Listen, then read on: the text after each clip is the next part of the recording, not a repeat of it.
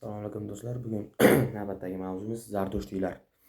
Zardushtiylar siz bilasizki, qadimdan mashhur bo'lib kelgan bu Zardushtiylar dini. Hozirda ham Zardush haqida juda ham ko'p internet tarmoqlarida ko'p tarqalgan. Demak, Zardushtiylar qachon paydo bo'lgan? Zardushtiylar miloddan avvalgi 1000 yillikda paydo bo'lgan. Bu din juda ommalashgan sayin o'sha 1000 yillikda odamlarning bir nechta hozirgacha kelgan bizga ma'lumotlar, ya'ni bir nechta afsonalar bo'yicha ma'lumotlar bor. Buni o'rganib ko'rib chiqamiz. Demak, Zardushtiy o'zi nima? Zardushtiy so'zi ham bu Zardushdan kelib chiqqan.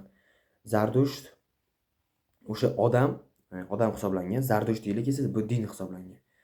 Endi Zardush degan bir odam bo'lgan. Uning shunday bir afsona borki, buni misol uchun hikoya etsak bo'ladi. Demak, Zardush bir kuni dengiz bo'yiga chiqib, suv olishga dengiz bo'yiga chiqadi. Va dengiz bo'yiga chiqqanda uni Ahura-Mazda, ya'ni siymosini ko'rib qoladi Zardush va uni sehrli nur bilan uni, ya'ni Ahura-Mazdani oldiga olib boradi o'sha siymosi va Ahura-Mazdani qarshisiga kelganda esa unga shu Zardushtiylik haqida barcha bilimlarni aytib o'rgatadi va esa o'sha Zardusht esa bu bilimlarni olgandan keyin esa o'sha o'ziga, ya'ni diniy qohonlarga ya'ni yozib qoldiradi. Ya'ni bu esa o'sha yozib qoldirgan barcha ma'lumotlar esa olgan bilimlari bu, ya'ni Avesto, ya'ni barcha o'sha aytgan narsalari miloddan avvalgi 9-8 asrlarda yozib kitob bo'lib chiqadi. Ya'ni bu kitobning nomi mashhur bo'lgan, ya'ni Avesto. Avestoda bu bilamiz Zardushtilik dini haqida kitob mavjud. Endi Zardushtiy Yunonistonda ham, ya'ni Zoroastr nomi bilan mashhur bo'lgan. Zoroastr juda ham ko'p, ya'ni 21 ta kitobni o'ziga jamlagan hisoblanadi. Ya'ni miloddan avvalgi 3-asrda bu o'sha 21 ta kitob yozilgan. Endi bizga ya'ni fransuz olimi Duperon o'sha Avestoni tarjima qilgan, ya'ni tarjima qilishga erishgan odam hisoblanadi. Bu qayerlik, ya'ni fransuz olimi.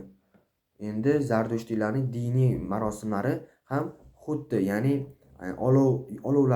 olov atrofida yo bo'lmasam osmon ostida, ya'ni uylarda atrofida, ya'ni o'choq atrofida o'tirishib diniy marosimlarni amalga oshirishgan.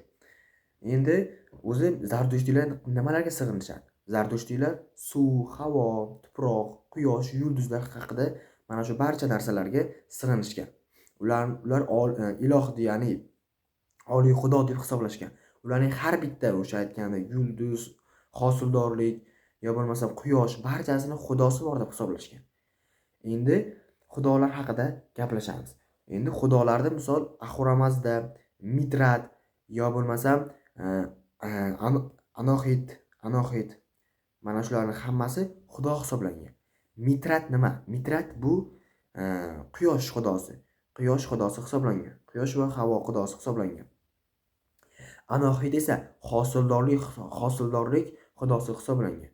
Bular hammasi odamlar mana shu Mitrat, Ahura-Mazda va Anoxitat xudosiga sig'inib, ya'ni din sifatida qarashgan.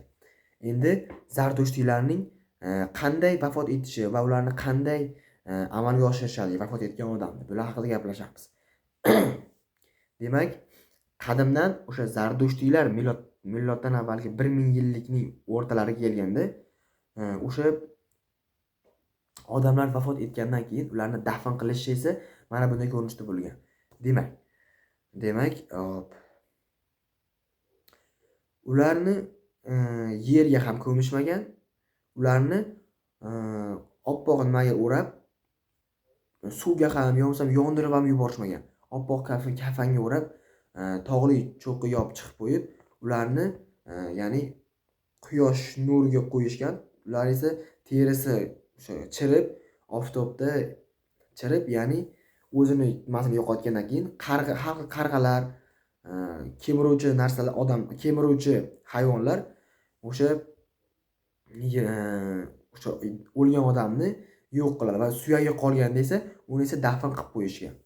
Mana shu ko'rinishda bo'lgan keyin. Xo'p. Yana buni Yunonistonda ham bunday din keyinchalik tarqala boshlagan. Endi rasmlar bilan tanishib chiqamiz. Ya'ni Zardusht o'zi qanday, ya'ni o'sha birinchi Zardusht dinini tanitgan odam hisoblangan dinni mana shu ko'rinishda bo'lgan. Bu Zardusht hisoblangan. Bu zamonaviy rasmi. Mana shu ko'rinishda bo'lgan. Zardushtiylarning ta'zim qiladigan o'zining xudosi mana bu ko'rinishda bo'lgan. Quyosh chiqishi, ya'ni o'sha paytda ta'zim qilishgan. Zardushtiylik kohini mana shu ko'rinishda bo'lgan. Boya aytgandek, o'sha Zardusht dengiz bo'yiga chiqqandan keyin Ahura Mazdaning siymosini tomon birlashtiradi, siymosi ikkovini. Mana shu barcha dinlarni olgan, ya'ni bilimlarini olgan Zardusht esa diniy kohinlarga aytib bergan va ular keyinchalik kitob ko'rinishida chiqargan.